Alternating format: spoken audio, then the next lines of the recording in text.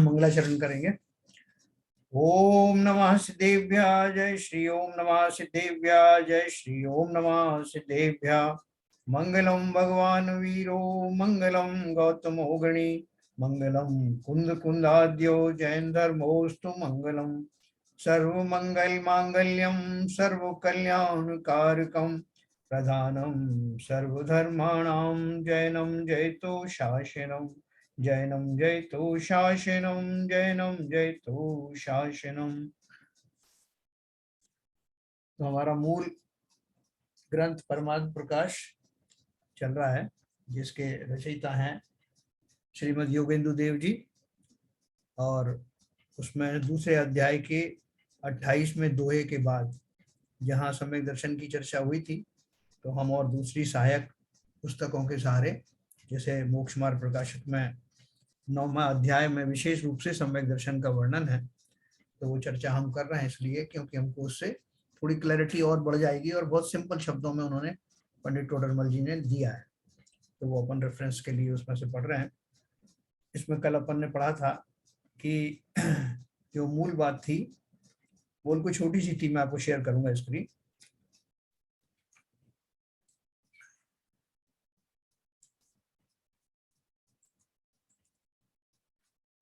ये देखिए, अपन ने ये बात पढ़ी थी, जब कर्म का, किसी ने बोला कि उपदेश का निमित्त बने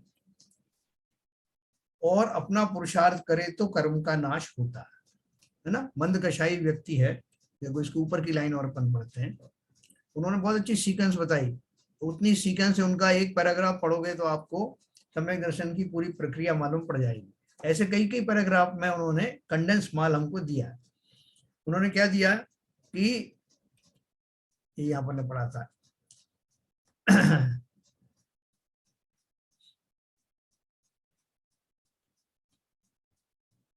किसी ने उनसे पूछा था कि भाई ये जो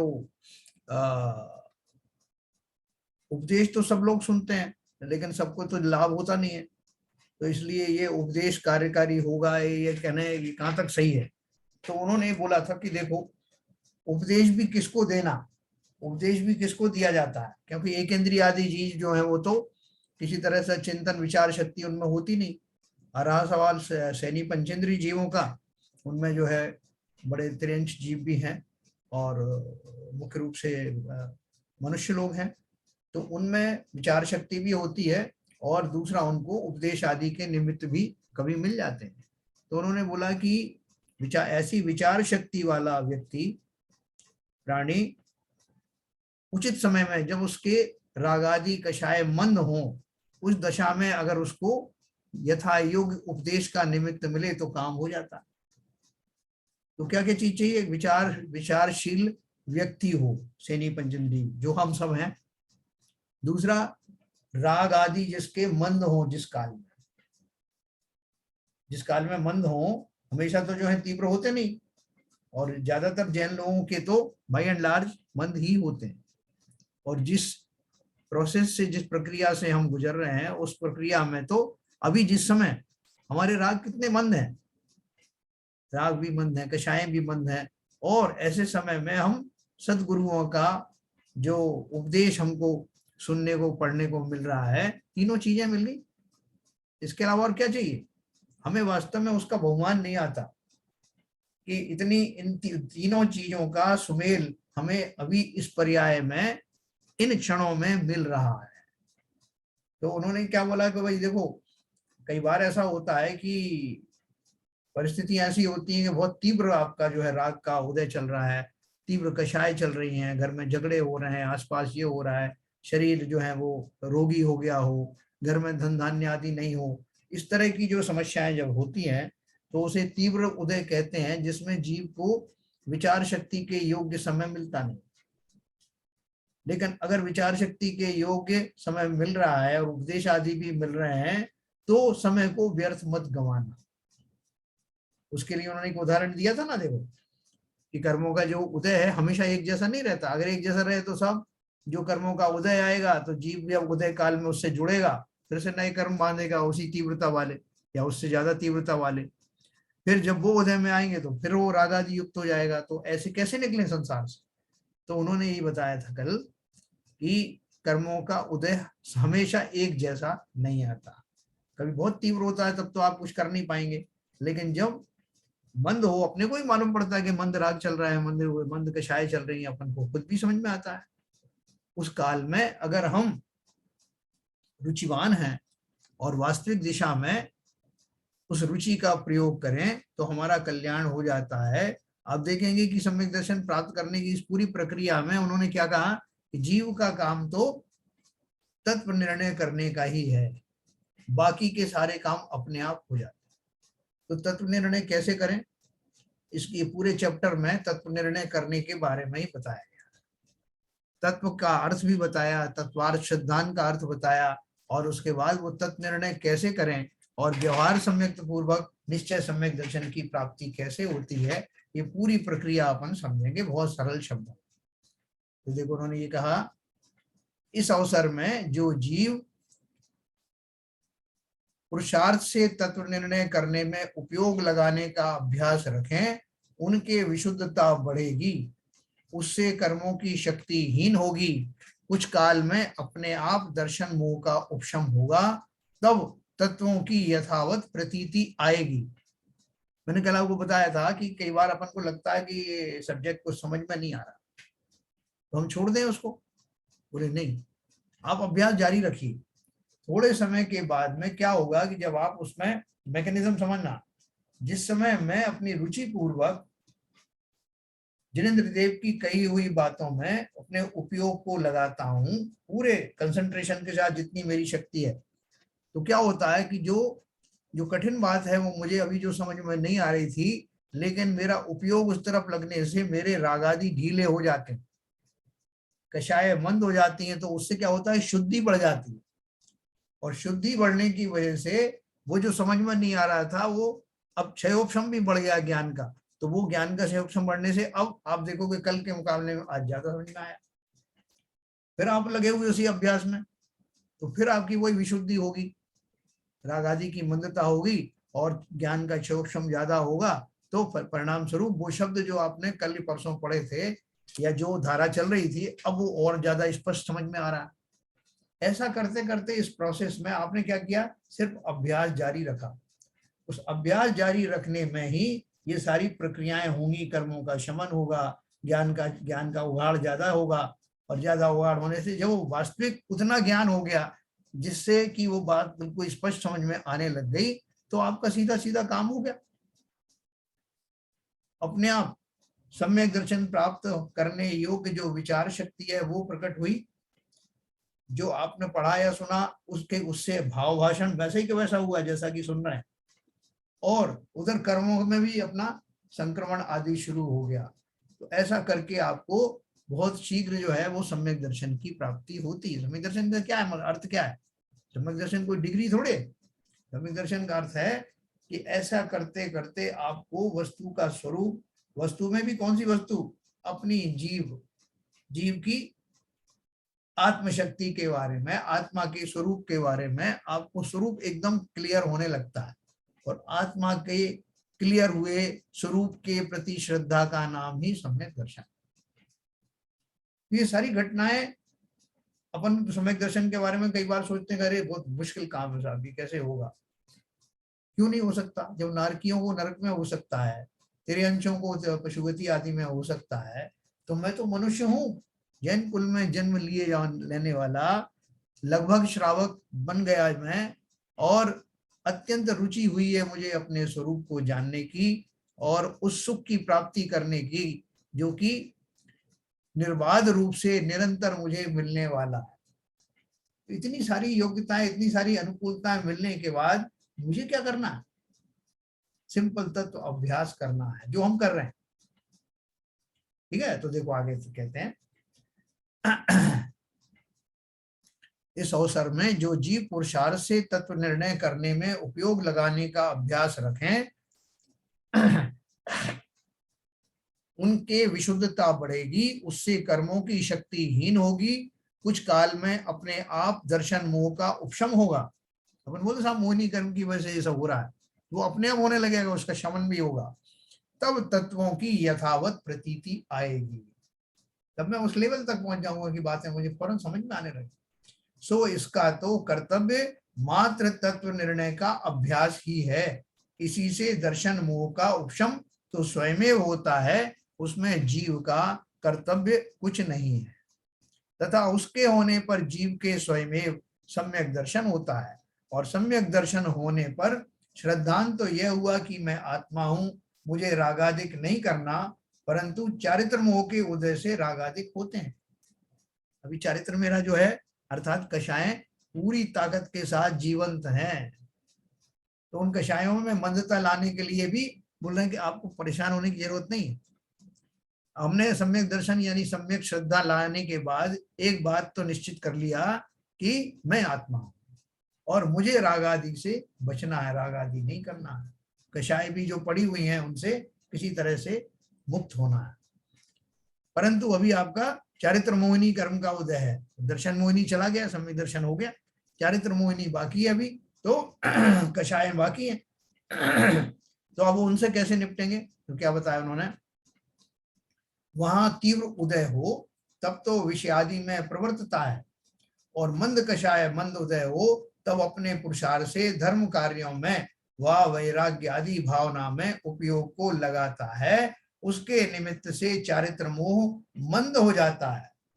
ऐसा होने पर देश चारित्र व सकल चारित्र अंगीकार करने का पुरुषार्थ प्रकट होता है। अभी कल 2 दिन जो विधान चले, 64 रीति विधान चले, अभी कितने जीवों को वहां बुलाया गया था, कितने लोगों को आने का मौका था, लेकिन गए कितने? 300 से ज्यादा परिवार दिगंबर जन समाज के हैं कारगर में, उसमें से गए कितने? मुश्किल से आपको 80-85 लोग थे।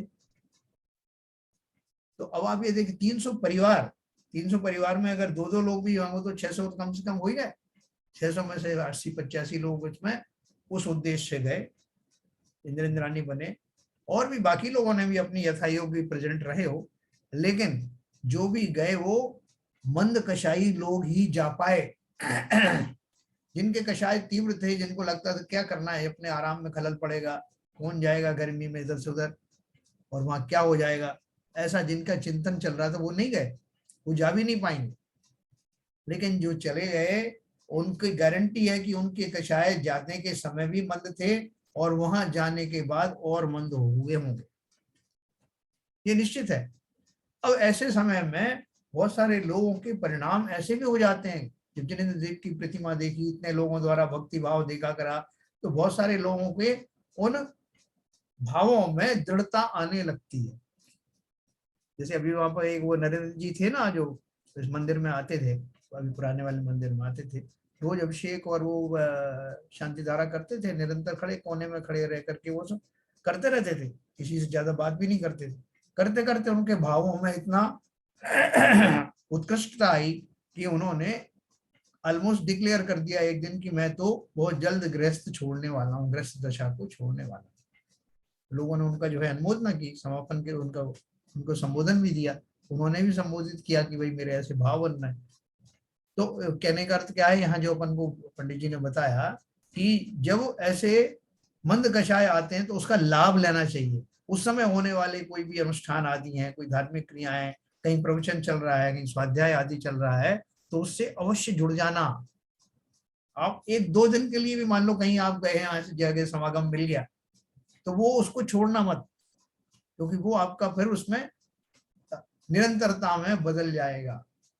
उसका जो लाभ होगा भले 1 दिन का 2 दिन का, वो आपको संबल देगा आगे बढ़ने का और उन कार्यों में लगने का। ऐसा होने पर देश चारित्र व सकल चारित्र अंगीकार करने का पुरुषार्थ प्रकट होता है। अब धीरे धीरे स्वयं ही अपने नियम आदि लेते रहोगे, बढ़ाते रहोगे। संसार में क्या रखा है, रात्रि भोजन का त्याग जो अगर नहीं किया तो हो जाता है, बाकी और सब चीजों का जो त्याग अपने आप होने लगता है, किसी के कहने की जरूरत नहीं।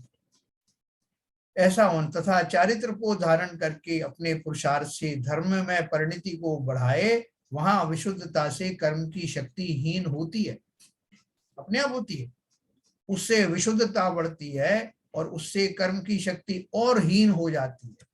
इस प्रकार क्रम से मोह का नाश करे तब सर्वथा परिणाम विशुद्ध होते हैं। उनके द्वारा ज्ञानावरणादिक नाश हो, तब केवल ज्ञान भी प्रकट हो जाता है। तो देखो आप कहां से चले थे, कहते आपने साहब वो एक बहुत बड़ी अग्नि जो है बनानी थी, कोई भट्टी वट्टी के लिए, जो कोई बहुत सारे मेहमान आने वाले थे तो एक बहुत बड़ी भट्टी लगानी थी, तो अब वो उतनी बड़ी अग्नि कैसे साहब बनाई जाए। तो उन्होंने कहा आपको कुछ नहीं करना, आपको तो एक चिंगारी मात्र छोड़नी है, एक माचिस की तीली से निकली हुई जरा सी अग्नि से ही इतनी विशाल अग्नि का रूप धारण हो जाता। उसी प्रकार से आपने जहां अपनी विचार शक्ति के द्वारा मैं आत्मा हूं, मेरा कल्याण आत्मा में ही है, और आत्मा को जानकर उसमें ठहर जाने का नाम ही चरित्र है।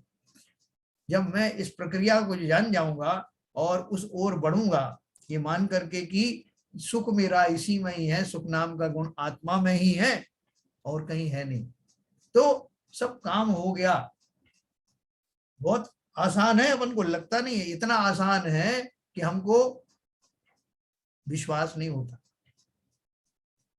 लेकिन आसान कब होगा, जब वास्तव में इसका विश्वास होगा और मैं रुचिवान होऊंगा। रुचिवान होने के बाद में सारी चीजें अपने आप होती जाती। तो देखो क्या लिखा है इसमें, इस प्रकार क्रम से मोह का नाश करे। मोह का नाश कौन करेगा, भगवान करेंगे क्या?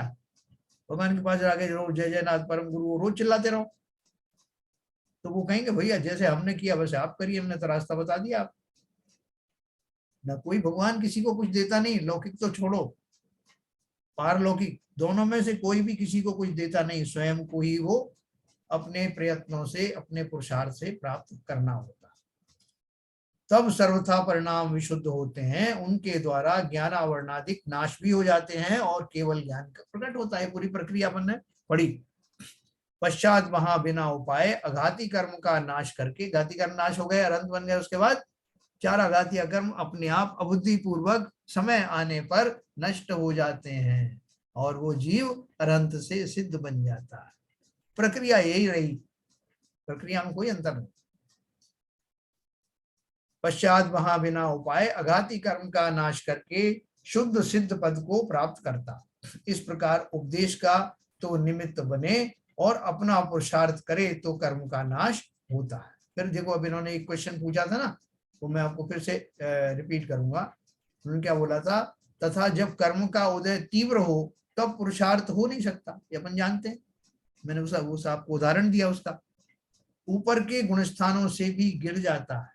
जैसे जीव को कोई कषाय जो है वो प्रकट हो जाए फिर से, है ना, कषाय का जो है उदय आ जाए, तो वहां फिर वो जो है वो ऊपर के गुणस्थान से भी नीचे आ जाता है, वो ऐसा पुरुषार्थ नहीं कर पाता। परंतु जहां मंद उदय हो और पुरुषार्थ हो सके, वहां तो प्रमादी नहीं होना। जैसे मौका आया इतना बढ़िया कि साहब वहां इतने लोग मिलेंगे, मुनि जन आए हुए हैं, या कोई पंच कल्याणक हो रहा है, और दूसरी छोटी छोटी भूमिका, कुछ नहीं भी हो रहा है, कोई तीर्थ क्षेत्र में गए, वहां अच्छा स्वाध्याय सुनने को मिला, अच्छे जिन बिंबों के दर्शन मिले, तो ऐसी जगह जानबूझ करके जाना। अगर जैसे आप प्रमादी हो रहे हैं तो प्रमाद को दूर करने के लिए तीर्थाटन करने के लिए कहा गया है, और अगर प्रमादी नहीं तो घर पे करिए, जरूरी नहीं कि इधर उधर भाग दौड़ करने की, स्थिरता लाने का प्रयत्न करना है जहां हो सके। जहां मंद उदय हो और पुरुषार्थ हो सके, वहां तो प्रमादी नहीं होना, सावधान होकर अपना कार्य करना, है ना। जैसे उन्होंने कल उदाहरण दिया, जैसे कोई पुरुष नदी के प्रवाह में पड़ा बह रहा है, वहां पानी का जोर हो तब तो उसका पुरुषार्थ कुछ नहीं चलता, उपदेश भी कार्यकारी नहीं होते, और पानी का जोर थोड़ा हो तब यदि पुरुषार्थ करके निकले तो निकल जाएगा। उसी को निकालने की शिक्षा देते हैं। किसको शिक्षा देते हैं? जो जिसके कषाय मंद हैं, जो उस समय पुरुषार्थ कर सकता है, उसी को उपदेश दिया जाता है और उसी को उपदेश का लाभ होता है। चलते फिरते जीव को आप उपदेश दोगे तो उल्टा घाटे का सौदा होगा। तो बोल रहे हैं कि उसका अगर ऐसे मौका आ जाए कि वो बाहर आ गया, नदी के तीव्र प्रवाह से मंद प्रवाह में आ गया, और चाहे तो वहां से हाथ पैर मार के निकल सकता है, फिर भी ना निकले, तो ना निकले तो थोड़े समय के बाद फिर हो सकता है कि नदी का प्रवाह फिर तीव्र हो जाए, तो मौका उसका निकल जाएगा, है ना। वहां कर्मों का तीव्र उदय हो जाए तब तो उसका पुरुषार्थ कुछ नहीं है, उपदेश भी कार्यकारी नहीं है। और कर्म का मंद उदय हो तब पुरुषार्थ करते मोक्ष मार्ग में प्रवर्तन करे तो मोक्ष प्राप्त कर ले, उसी को मोक्ष मार्ग का उपदेश देते हैं। और मोक्ष मार्ग में प्रवर्तन नहीं करे तो थोड़ा सा फायदा होकर के वो फिर घाटे में चला गया, किंचित विशुद्धता पाकर फिर तीव्र उदय आने पर निगोध आदि पर्याय को प्राप्त करेगा। 2000 सागर के लिए हमको ये त्रस पर्याय मिली है। जो अनंत समय है उसमें से 2000 सागर बहुत कम है। उतने समय में त्रस पर्याय किसे बोलते हैं, 2 इंद्री से अवब वाला जो पर्याय हमको मिली है। लेकिन उनमें भी 2 इंद्री से लेके 4 इंद्री और असंगी पंचेंद्री तक तो हम कुछ नहीं कर सकते। अब रह गई मात्र एक, या तो संगी पंचेंद्री में कुछ त्रियंश हैं या मनुष्य हैं, उनमें ही आपको कुछ करना है। तो उसमें करने के बाद आपने अगर कुछ भी कर लिया, अपनी उस पर्याय का फायदा उठा लिया तो ठीक, नहीं तो वापस निगोध में अनादिकाल के लिए, मतलब कितने काल आपको जाना पड़ता है, अनंत काल के लिए आपको फिर से निगोध में जाना पड़ सकता है। इसलिए लास्ट में कंक्लूड क्या किया था, इसलिए अवसर चूकना योग्य नहीं है। अब सर्व प्रकार से अवसर आया है, ऐसा अवसर प्राप्त करना कठिन है। इसलिए श्री गुरु दयालु होकर मोक्ष मार्ग का उपदेश देते हैं, उसमें भव्य जीवों को प्रवृत्ति करना अच्छा। तो श्री गुरु उपदेश देते हैं, उनको एक करुणा आती है, करुणा भाव सहज में प्रकट होता है छठे गुण स्थान में होने वाले मुनिराजों को, कि वो शास्त्र आदि का लेखन करते हैं सिर्फ इसलिए करते हैं कि इसके लिखने से मेरा स्वयं का भी कल्याण तो हो गई और बाकी के जो बहुत सारे जीव हैं उनका भी अवश्य ही कल्याण होगा। वो नहीं तो बेचारे अज्ञान दशा के कारण जानते ही नहीं है कि सुख पाने का रास्ता कौन सा है। अब देखो मोक्ष मार्ग का स्वरूप उन्होंने आगे और बताया विस्तार से। अब मोक्ष मार्ग का स्वरूप कहते हैं, जिनके निमित्त से आत्मा अशुद्ध दशा को धारण करके दुखी हुआ, ऐसे जो मोहादिक कर्म उनका सर्वथा नाश होने पर केवल आत्मा की सर्व प्रकार शुद्ध अवस्था का होना वह मोक्ष है। मोक्ष की परिभाषा सुनो, क्या बोला, जिनके निमित्त से यानी जिनके कारण से आत्मा अशुद्ध दशा को धारण करके दुखी हुआ। अशुद्ध दशा आत्मा की क्या है, राग द्वेष आदि से भरा हुआ, ये अशुद्ध दशा है। जिस किसके कारण से हुआ, मोह आदि कर्मों के कारण। तो जिनके निमित्त से आत्मा अशुद्ध दशा को धारण करके दुखी हुआ, ऐसे जो मोहादिक कर्म उनका सर्वथा नाश होने पर, अभी मंद तो हो रहे हैं हमारे, मंद कषाय हो रहे हैं ना, लेकिन सर्वथा नाश कब होता है, 10वें गुण स्थान। केवल आत्मा की सर्व प्रकार शुद्ध अवस्था का होना, है ना, 12वां गुण स्थान आ गया, उसी का नाम 12वें के गुण स्थान के बाद 13वां गुण स्थान, और मैं अरहंत बन गया और मुझे मोक्ष कौन सा वाला हो गया, भाव मोक्ष हो गया। अर्थात उसी समय से अभी शरीर है लेकिन शरीर मेरा अभी कैसा हो गया, रिडंडेंट हो गया, शरीर लगा होने पर भी शरीर का कोई उपयोग नहीं होता। इसी तरह से द्रव्य मन भी लगा हुआ है लेकिन उसका कोई उपयोग होता नहीं। संपूर्ण आत्म प्रदेशों से ही वाणी का खिरना होता है, अगर तीर्थंकर हैं तो, ठीक है ना। दिव्य ध्वनि तो उनके भी कीर्ति है जो साधारण केवली होते हैं, लेकिन वो ऐसे उतने लार्ज स्केल पर नहीं होते। तो उसका जो उपाय कारण उसे मोक्ष मार्ग जानना। मोक्ष किसे कहा, संपूर्ण कर्मों से निवृत्ति होने पर, घातिया कर्मों से निवृत्ति होने को भाव मोक्ष कहा, और संपूर्ण घातिया अघातिया को नाश होने को क्या कहा, भाव प्लस द्रव्य मोक्ष, है ना। और उसके अलावा क्या बोला, उस मोक्ष पर जाने का जो रास्ता है, अर्थात जो मोह आदि का शमन करने की जो प्रक्रिया है, वो मोक्ष का मार्ग है, क्योंकि वो मुझे मोक्ष तक ले जाता है। तो केवल आत्मा की सर्व प्रकार शुद्ध अवस्था का होना वह मोक्ष है, उसका जो उपाय कारण उसे मोक्ष मार्ग जानना। वहां कारण तो अनेक प्रकार के होते हैं। देखो एक इंपॉर्टेंट बात अब आ रही है, जब मैं मोक्ष जाता हूं मोक्ष जाने के पहले संसार दशा में भी जब मुझे कुछ कुछ काम होते हैं तो बहुत सारे निमित्त ये मुझे अनेक प्रकार के मिलते हैं। जैसे मैं जॉब करता हूँ, जॉब करने के लिए तो पहले अप्लाई करता हूँ, अप्लाई करने से पहले मैं वो शिक्षा प्राप्त करता हूँ, शिक्षा प्राप्त होने के बाद अप्लाई करने के बाद मेरी एप्लीकेशन में क्या होता है, वो सिलेक्ट होती कि नहीं, मैं इंटरव्यू में कैसा परफॉर्म करता हूँ, उसके बाद सिलेक्शन होने के बाद में मुझे वो जगह पसंद आती कि नहीं, मैं उसको सिलेक्ट करता हूँ कि नहीं, ऐसे बहुत सारी चीजें मिलती हैं, अनुकूलता है, शरीर में काम करने की शक्ति है कि नहीं, जो काम दिया ऐसी बुद्धि है कि नहीं, वो सारे कारण मिलने के बाद में वो घटना घटित होती है। ऐसा ही मोक्ष के मार्ग में होता है। उन्होंने बोला वहां कारण तो अनेक प्रकार के होते हैं, कोई कारण तो ऐसे होते हैं जिनके हुए बिना तो कार्य नहीं होता, और जिनके होने पर कार्य हो या ना भी हो। ये ध्यान से समझना, क्या बोला, कोई कारण तो ऐसे होते हैं जिनके हुए बिना तो कार्य नहीं होता, और जिनके होने पर भी कार्य हो या ना भी हो।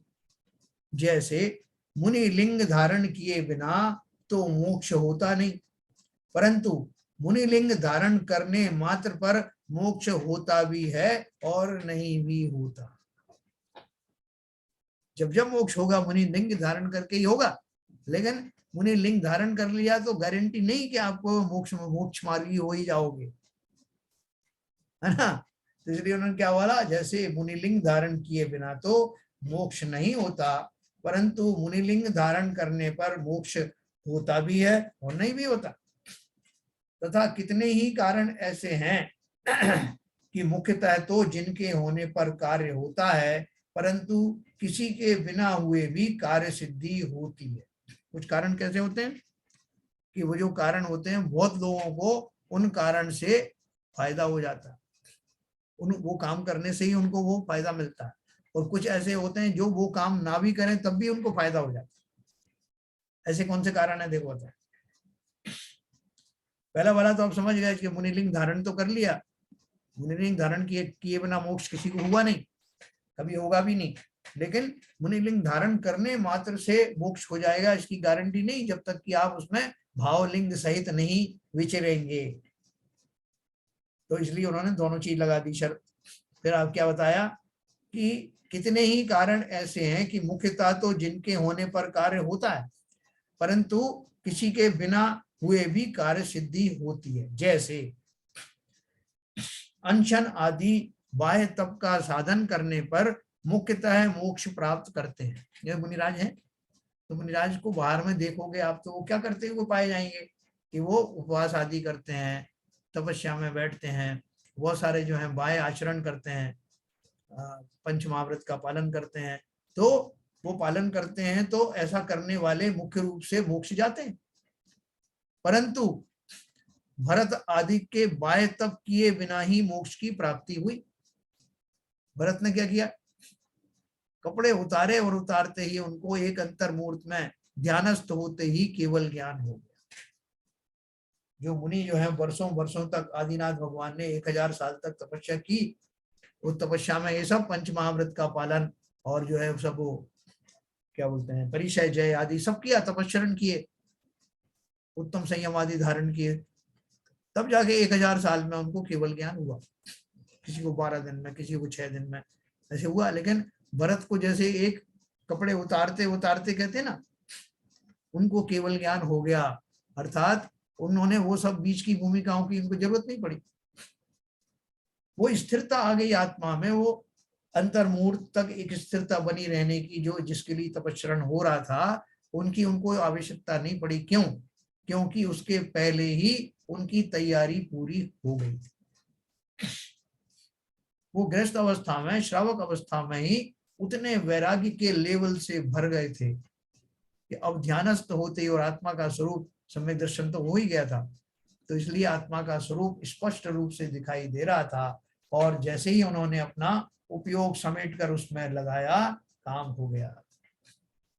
तो कोई कह सकता है कि उन्होंने तो साहब ऐसा तपस्या की नहीं, उन्होंने जैसे जो है पंच महाव्रत आदि का पालन लंबे समय तक तो किया नहीं, तो नियम संयम पालन किए नहीं, उनके द्वारा जो किया जाता है वो कार्य उनका पहले से ही हो गया। क्योंकि उनके द्वारा, ये साधन के द्वारा भी तो हम वही करते हैं ना, उसी दशा में आना चाहते हैं।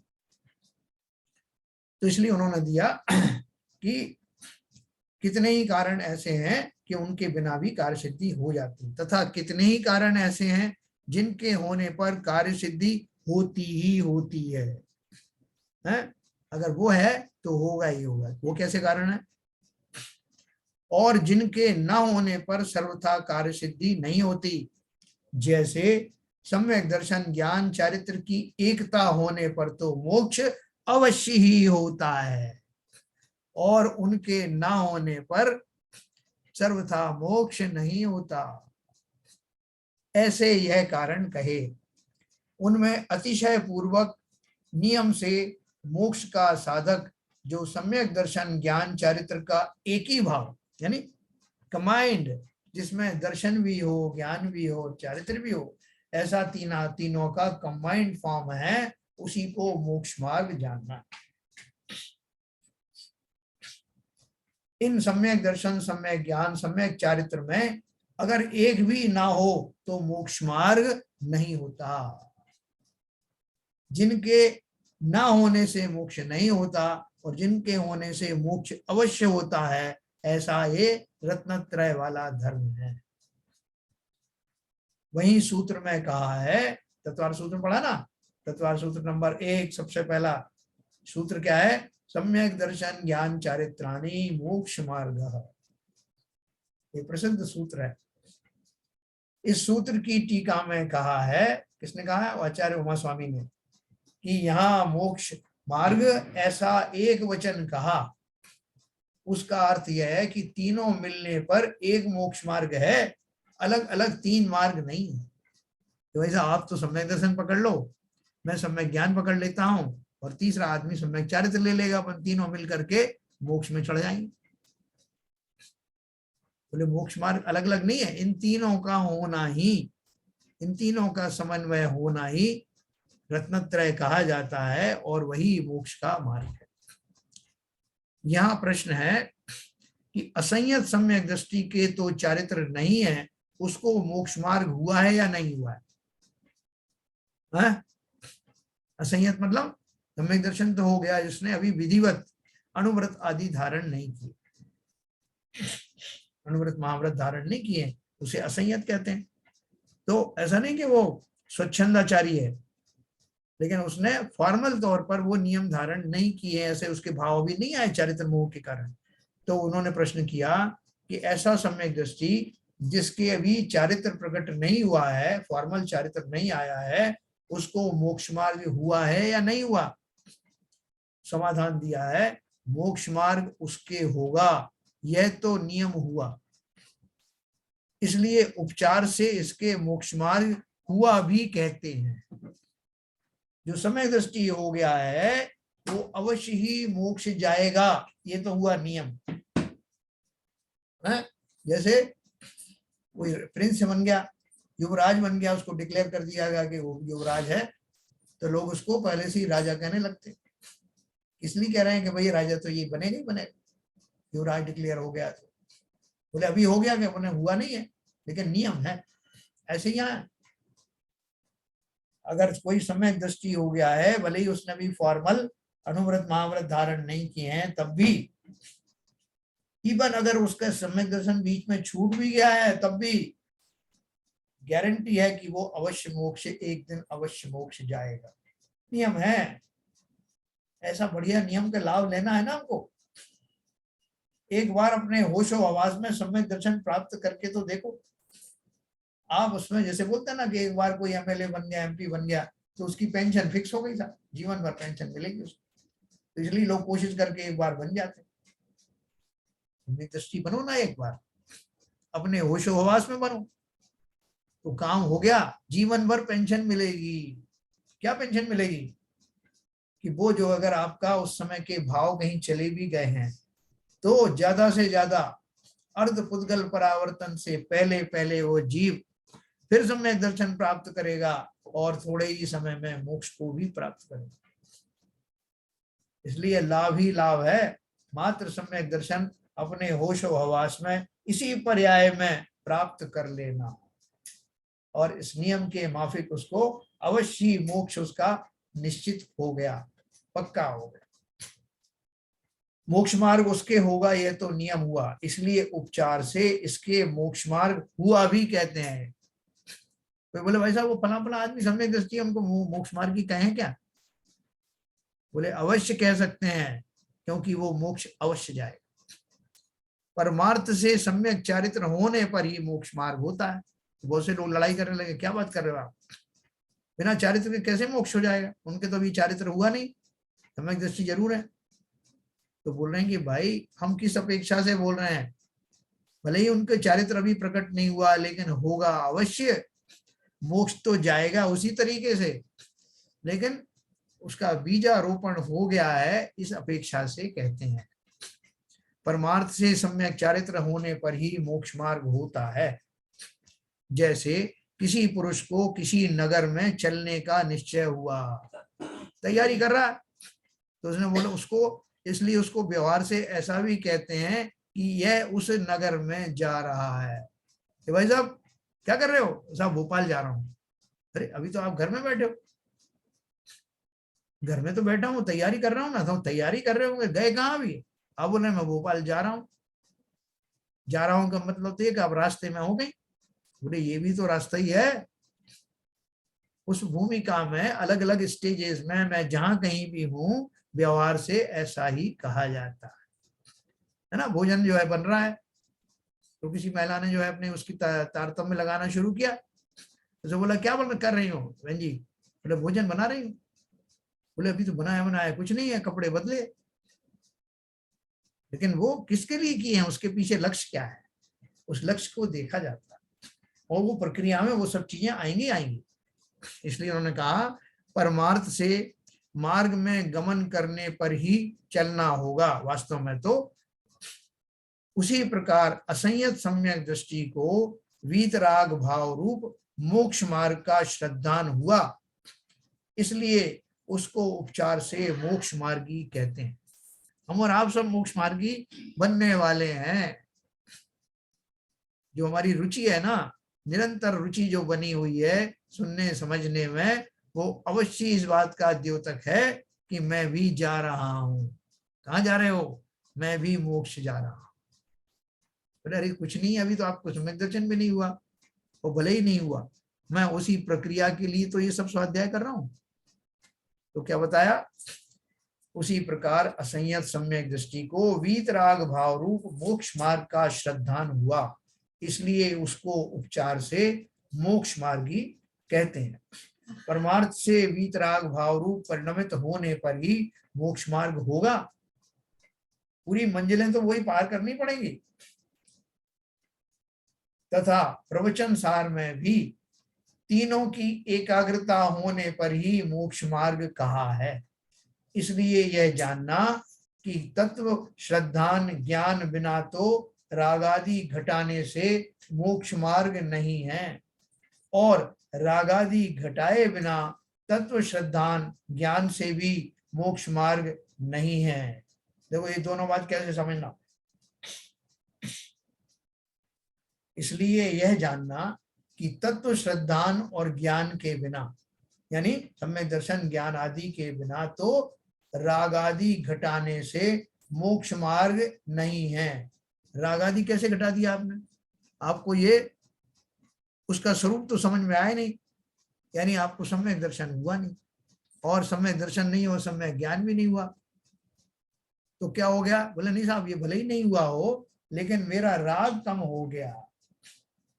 आप देखो बहुत सारे ऐसे आपको जीव मिलेंगे जो जैन नहीं है, लेकिन उनके जो है राग आदि बहुत कम देखने में आते हैं। वो किसी की चुगली नहीं करेंगे, किसी को बुराई भलाई नहीं करेंगे, शांत परिणामी है, सब कुछ रह रहे हैं अन्य, लेकिन उनको धर्म का रहस्य नहीं पता।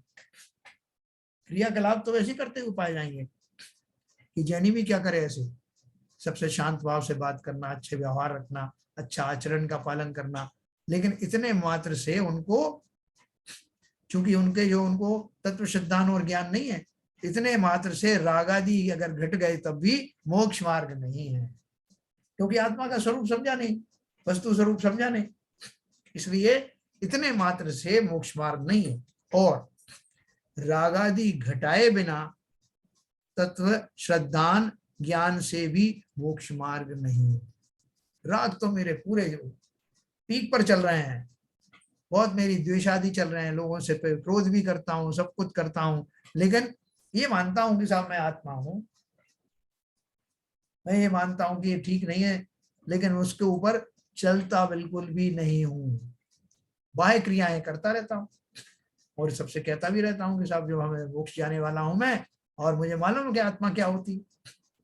ऐसा कोरा तत्वार्थ श्रद्धान जिसमें रागादि में जरा भी कमी नहीं आई है, वो भी मोक्ष का कारण नहीं बनता। तो समझे, दोनों चीज चाहिए, रागादि की मंदता हो और सच्चा तत्व श्रद्धान हो, तभी कार्य होगा। दोनों में से एक भी अगर नहीं है, काम नहीं हो पाएगा। रागादि घटाए बिना तत्व श्रद्धान ज्ञान से भी मोक्ष मार्ग नहीं है।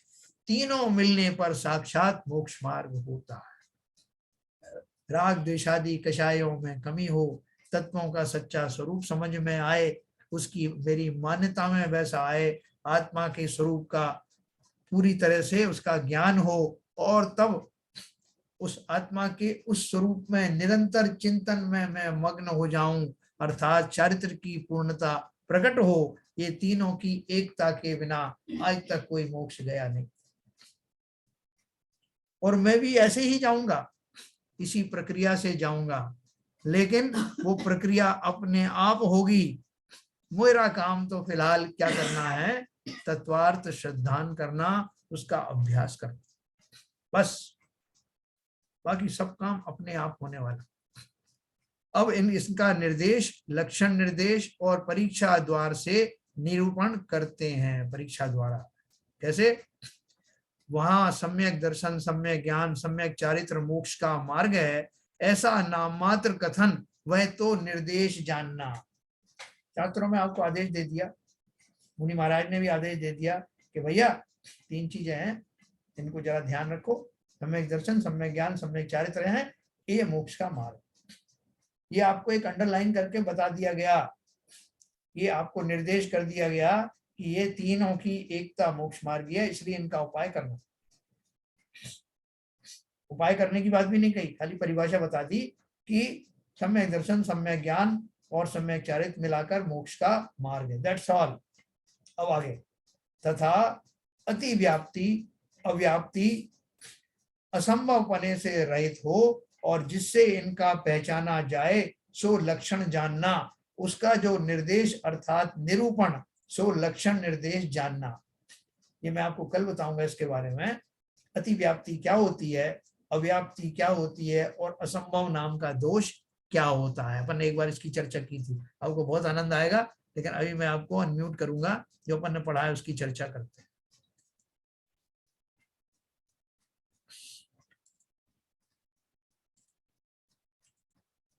हाँ जी शैलेंद्र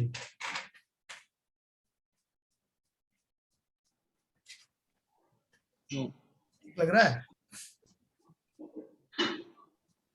मतलब सच ऐसा नहीं लग रहा कि पहुंच जाएंगे उसमें, लेकिन जो बात कह रहे हैं कि फसाए तो कम हो ही रही है, और जो आपने बोला कि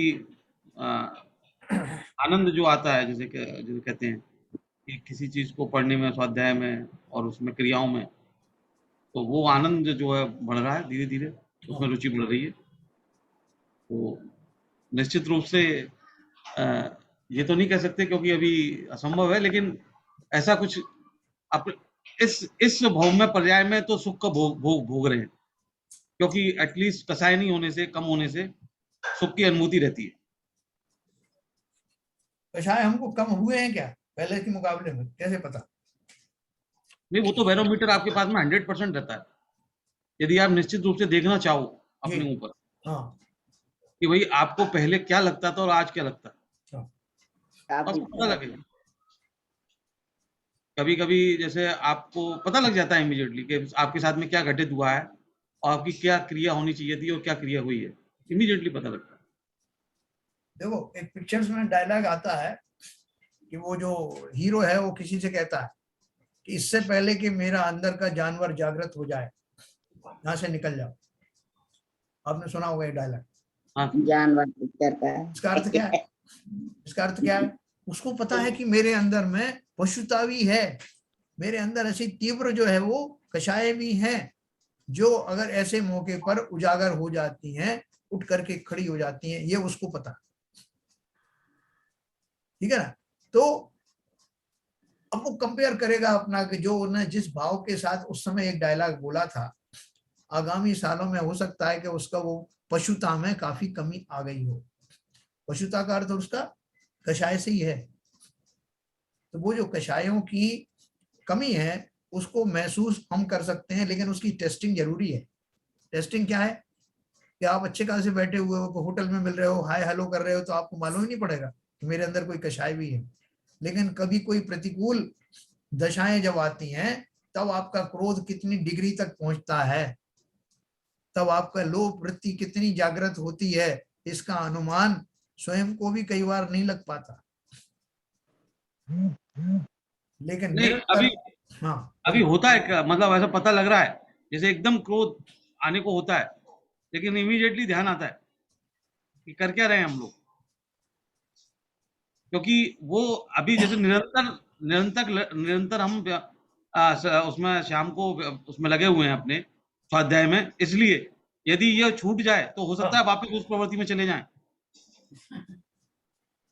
सही है। क्या ललित जी बताओ, आपको लगता है ऐसा? सब ये तो खैर इंडिविजुअल को ही है असेस कर सकता है कि उसके रागादिक भाव कषाय कितने कम हुए हैं। हाँ। और ये मतलब क्या ये कहना, दूसरा तो महसूस नहीं कर पाएगा। अगर मतलब बहुत तीव्रता है कषाय की, तो हो सकता है आपका पड़ोसी, आपका मित्र या घर वाले आपको मतलब पता लगे उनको हाँ कषाय कम हुए हैं। पर एक्चुअल असेसमेंट तो खुद ही कर सकता है। तो कषाय होने का मुख्य कारण क्या मेरे हाथ में है? मैंने सोच लिया कि आज कषाय कम करनी है, कल जो है थोड़ा ज्यादा कर लेंगे, परसों ऐसा कर सकता हूँ मैं?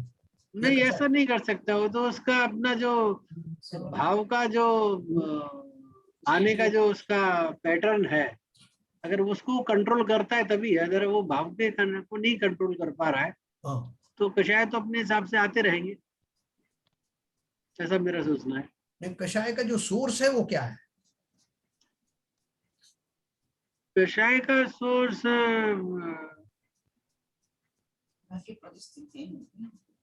ये सभी सोर्स हैं।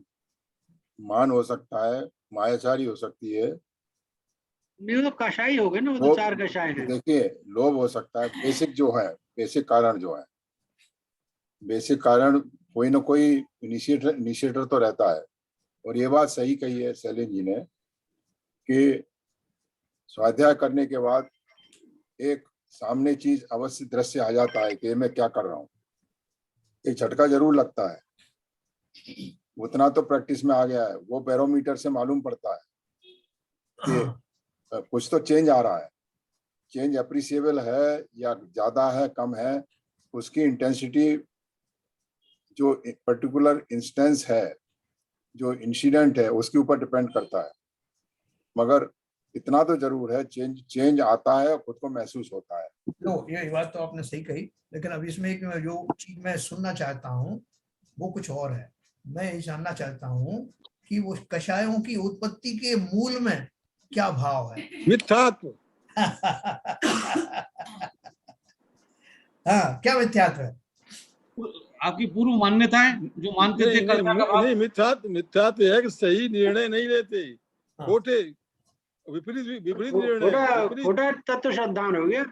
हाँ, नहीं, खोटे तो जब तक दर्शन मोहनी नहीं जाएगी तब तक मिथ्यात्व नहीं जाएगा। और दर्शन मोहनी के साथ में चैत्र मोहनी की जो अनंतानुबंधी है ये भी जाएंगी, तब इस समय दर्शन होगा। देखो ये तो खाली एक मिथ्यात्व हटने से ही समय दर्शन नहीं होता। ये आपने शास्त्रीय बात बता दी, बिल्कुल सही है। अपन प्रैक्टिकल बात सोचें। देखो अपन सब मिलकर एक बात सोचें, क्या इस समय अपन ऐसा चिंतन नहीं कर सकते कि भैया क्या साथ जाने वाला है? जब अपन कहते हैं लोगों को क्या साथ में है, क्या लेके आया, क्या जाएगा साथ में, और कौन जो मुझे जो संबंध आदि मिले हैं, जिनको मैं जिनसे ऊपर अपने आप को दिखाना चाहता हूं कि मैं पति हूं या पत्नी हूं, मैं भाई हूं, पिता हूं, ये सब जो संबंधों की जो मुझे दम्भ जो मेरे अंदर आ जाता है, कितने दिन चलेगा? और ये संबंध तो मेरे जो है क्षणिक हैं, इसी पर्याय में मिले हुए हैं, किसको दिखाना है? यही तो किसको बस स्वरूप है भाई। नहीं, अभी अपन सम्यक दर्शन की लैंग्वेज में ना बोले, मेरा मतलब हाँ। शास्त्रीय बात तो है आपकी सही है, लेकिन अपन प्रैक्टिकली अभी सम्यक दृष्टि नहीं भी हुए हैं, तब भी अपन अगर इस चिंतन पर विचार करें कि अगर मान लो किसी ने बोल दिए 2 बोल तो क्या हो गया, चलो यार ठीक है, ये सब जो हमारा जो दैनिक जीवन में जो हमारे आचरण है, उनमें मैं वस्तु के स्वरूप के निकट जा रहा हूँ। हाँ, यही बिल्कुल सही है। भले ये शास्त्रीय भाषा में अभी मैं उसको स्वाध्याय नहीं बोल रहा हूँ, स्वाध्याय से ईश्वर बढ़ने का साहस मिलता है, तो इससे आपकी स्वाध्याय जो है निमित्त बनता है। हाँ बराबर, तो उससे कषाय कम होगी कि नहीं? आपने अपना क्यों नहीं होगी, बिल्कुल चिंतन होगी। शुरू कर दिया इस जाति का। आरपी जन साहब कुछ कह रहे हैं, बोलिए सर।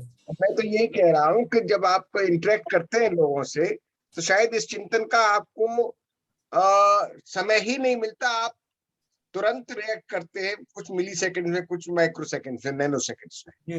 फिर इतना फास्ट होता है कि जो आप सोच रहे हैं ना, हो सकता है कि 1 मिनट बाद वही सोच मेरी हो जाए।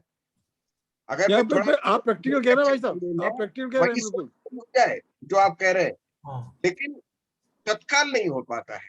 हाँ, देखो तत्काल अगर ममत्व कम होता है, ममत्व एक्चुअली आप अपने संबंधी से कर सकते हैं, आप अपने स्वयं से भी कर सकते हैं ममत्व, कि मैं बहुत सुंदर हूँ, मैं बहुत काबिल हूँ, मैं अपनी जो पोजीशन है उससे मैं ममत्व रखा। और अगर जब ये चीज किसी वजह हिट होगी तो मैं कषाय करूंगा। वो मन कषाय हो सकता है, या माया कषाय हो सकता है, लोभ कषाय हो सकता है, पर मुझे लगता है हर स्थिति में ममत्व अटैक होता है, तब ये कषाय उत्पन्न होते हैं। नहीं, अपन मोटी मोटी इतनी बात सोचे ललित जी। हाँ बोलिए आरपी जन। अनुकूलता पर प्रतिकूलता से भी कषाय पैदा होती है। अगर मेरे अनुकूल स्थितियां नहीं है तो कषाय पैदा हो जाती है, प्रतिकूल होती है तो। पर वो जो ममत्व की वजह से स्थिति को आप अनुकूल प्रतिकूल मानेंगे ना। अगर कोई स्थिति प्रतिकूल कब कहोगे? जब आपका ममत्व अटैक हो रहा है। हाँ बराबर है। बाहर की व्यक्ति तो इनडायरेक्टली आप यही कहना चाहते हैं कि जीव को समय समय पर भेद विज्ञान की ओर बढ़ना चाहिए, कि मैं कौन हूँ, ये शरीर यही छूट जाने वाला है। ये जो इसमें आपने बताया राग आदि और तत्श्रद्धान ज्ञान, ये एक दूसरे कॉम्प्लीमेंट्री नहीं है। अगर तत्श्रद्धान की तरफ आप जा रहे हैं तभी आपके राग आदि के भाव कम होंगे, और अगर वो कम होंगे तो वो श्रद्धान भी बढ़ेगा आपका। मतलब एक दूसरे के मुझे लग रहा है कॉम्प्लीमेंट्री है। अगर एक बढ़ेगा तो दूसरा भी बढ़ेगा, एक कम होगा दूसरा भी कम होगा। देखो आपको बहुत बढ़िया आपने पकड़ा उसको। उसमें उनका कहना ये है कि कोरा तत्व श्रद्धान अगर है, वास्तव में श्रद्धान तत्व श्रद्धान नहीं है। कोरा तत्व श्रद्धान मतलब जैसे आपने शास्त्र पढ़ लिए और स्वरूप समझ लिया 6 द्रव्यों का, 7 तत्वों का, ज्ञान है, फिर श्रद्धान नहीं सर, वो केवल ज्ञान है। वो हाँ वाली कैसा ज्ञान है? वो भी खाली शास्त्र पढ़ने वाला ज्ञान है, भाव भाषण वाला ज्ञान नहीं। हाँ, उसकी अपेक्षा कहा गया। सही, आपने सही पकड़ा सर। एक प्रश्न था। हाँ, ये देश चारित्र और सकल चारित्र, जी इसको थोड़ा रिपीट कर देंगे क्या? देश चारित्र तो अपने अणुव्रत आदि धारण करना, वो पार्शियल होता है ना। अच्छा, जो श्रावक के होते हैं 11 प्रतिमा तक जो होती हैं। अच्छा, सकल चारित्र मुनियों का होता है, महाव्रत। चलिए ठीक। उसके ऊपर भी एक चारित्र और होता है, वो बता दो।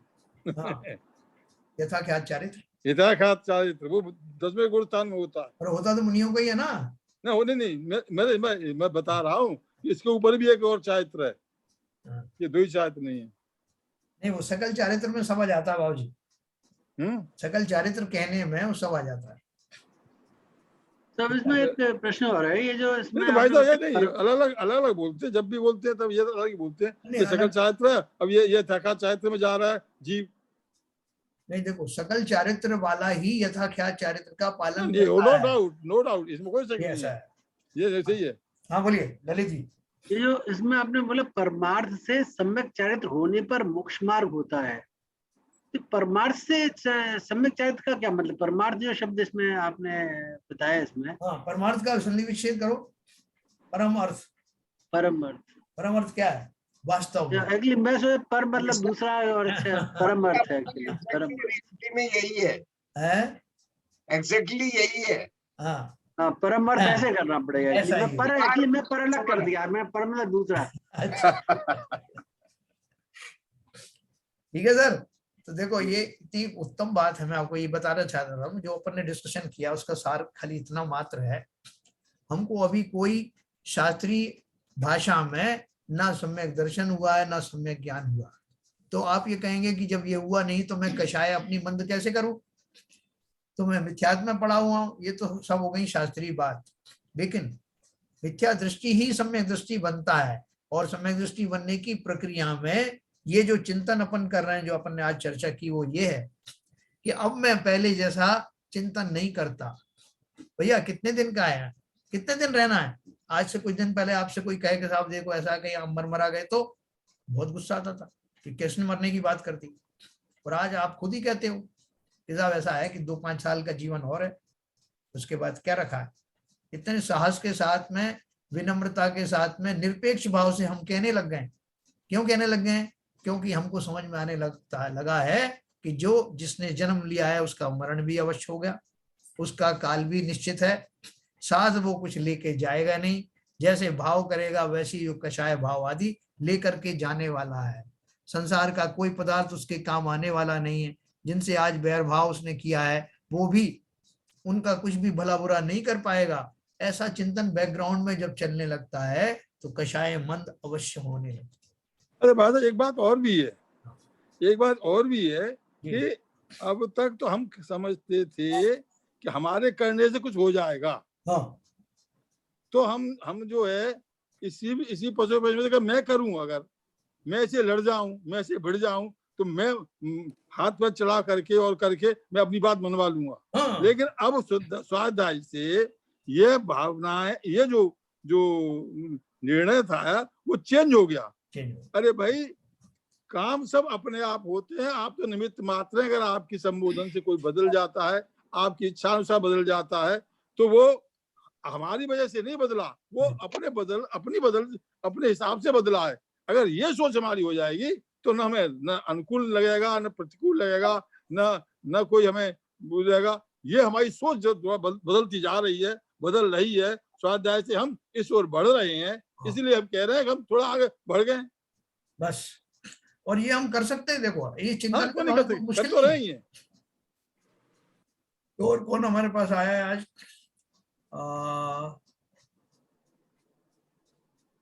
संजय प्रकाश बताएं, आपको ऐसा अपन चिंतन कर सकते हैं कि नहीं?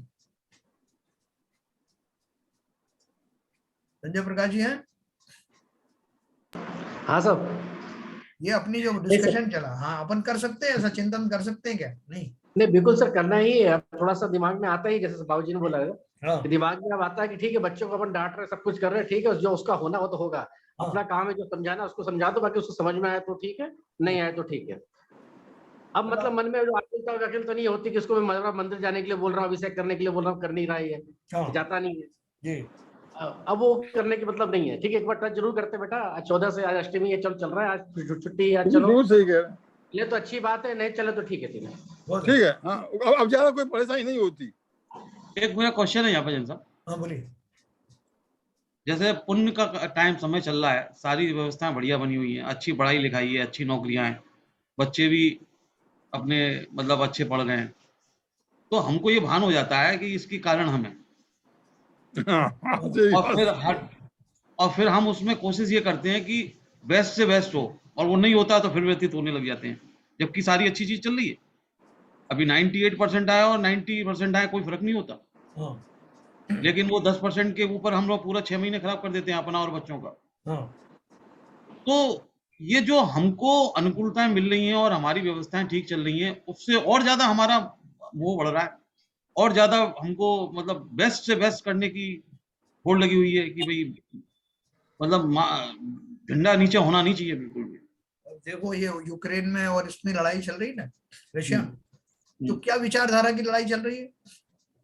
मतलब ये इतनी छोटी बात है सर, इतनी छोटी बात है कि आज एक चीज बताइए, मेरा पड़ोसी कोई ताकतवर है जी, और मेरे को इसी बात से क्रोध रहे कि वो ताकतवर क्यों है, बराबर, तो फिर आगे चल के कहीं ना कहीं तो वो क्लैश होना ही होना है। कल किसने देखा है वो जो वहां का रशिया का राष्ट्रपति 69 इयर्स का है, 2-5 साल के बाद का वो किसने देखा?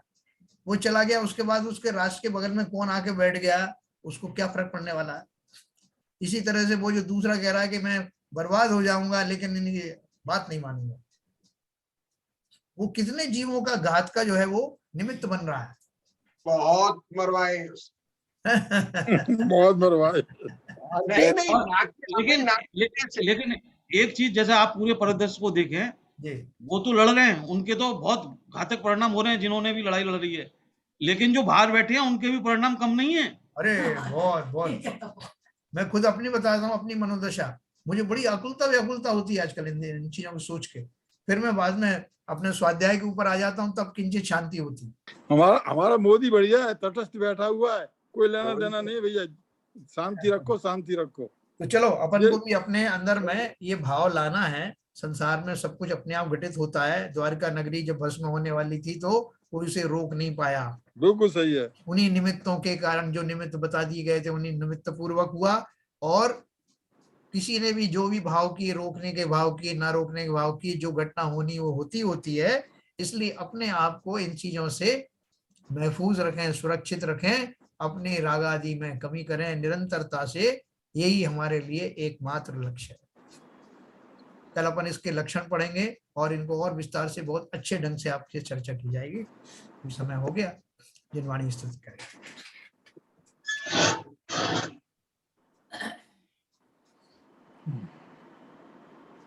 क्या तम नाश वे को ज्ञान के प्रकाश वे को अपरवास वे को भानु सी बखानी है। छहो द्रव्य जान वे को बंध विधिवान वे को स्वपर पिछान वे को परम प्रमाणी है। अनुभव बताए वे को जीव के जताए वे को काहू न सताए वे को भवे और आनी है। जहाँ तहाँ तार वे को पार के उतार वे को सुख विस्तार वे को यही जिनवाणी है। हे जिनवाणी भारती तो हे जबूर, जो तेरी शरणा गए सो पावे सुख चैन। जिनवाणी के ज्ञान से सूझे लोकालो, तो वाणी मस्तक धरो सदा देते दो, सदा देते दो। जिनवाणी माता की जय।